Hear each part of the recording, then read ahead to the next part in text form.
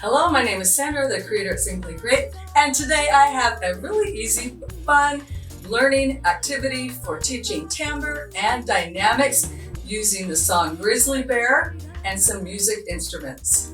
Let's get started.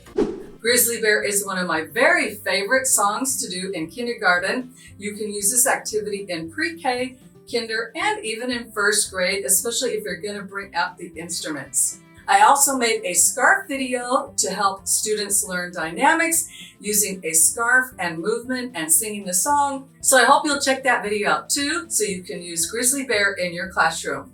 Most likely I've already taught the song to the students. It's a Grizzly Bear song. I have a recording I'm using, and it is me singing Sing Play Create on Spotify, iTunes, Amazon, or any of your favorite music channels. You can find this recording. But there's many free resources out there to use this song, that whatever works best for you. It's nice to have a recorded version of the song so that you can play the song while you are acting out or playing the instruments or moving around and helping the children. So I've chosen some instruments to help the children learn the different dynamics of soft, medium soft, loud, and very loud. The first instrument I'm going to use is a shaker for the first line of the song. Grizzly bear, a grizzly bear is sleeping in a cave. For the next line, I'm going to use a triangle. Please be very quiet, very, very quiet.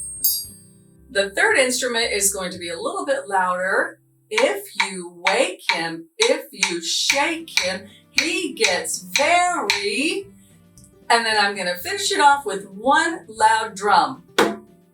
Mad. And I have them play on the palm of their hand.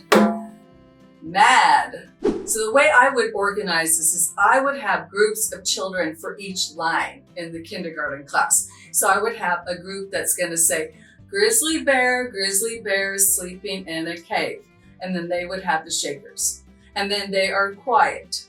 Then the next group is going to be, please be very quiet, very, very quiet. And then the next group is going to be, if you wake him, if you shake him, he gets very.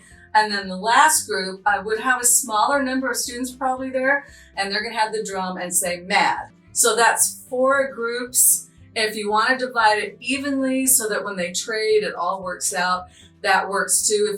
If you're only going to do it 1 or 2 times, and that's it for that class time, then don't worry about how many are in each group, because you're not going to be rotating through.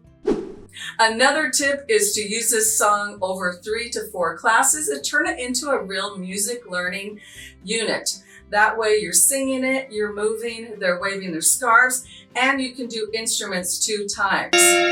What you might want to do is check out that Grizzly Bear scarf video, because I would do that part of the activity first. I would sing the song, do the movement, and do the scarf movement over 1 or 2 classes. Then on the 3rd class, I would get out the instruments. At that point, the students are going to know the song, and they're going to have some idea of when to get loud and soft already. And now it will be just having them play loud and soft. So we're not giving them everything to do when we hand them the instrument. We're only asking them to build on the skills they've already had doing the other activities. Here's how it looks all together. Grizzly bear, oh grizzly bear is sleeping in a cave. Please be very quiet, very, very quiet. If you wake him, if you shake him, he gets very fast. These activities alone are not a complete lesson. So you're going to want to pair them with something else. You want to pair them with another song or game or activity that supports learning music dynamics. You might want to check out this resource that we have available in the Sing Play Create store. Another activity that works really well with Grizzly Bear is to do some body percussion, and there's lots of play-alongs like this one that we have that would help students connect beat and movement with the learning of the dynamics, because you could do the body percussion with dynamics, and that would be a great alternative or extension activity. Thanks so much for watching this video. I hope your students enjoyed this activity. Drop me a comment below and let me know how this goes in your classroom. I appreciate you. Please subscribe to this channel so we can keep giving you weekly music and movement activities. Let's keep kids moving and learning with music.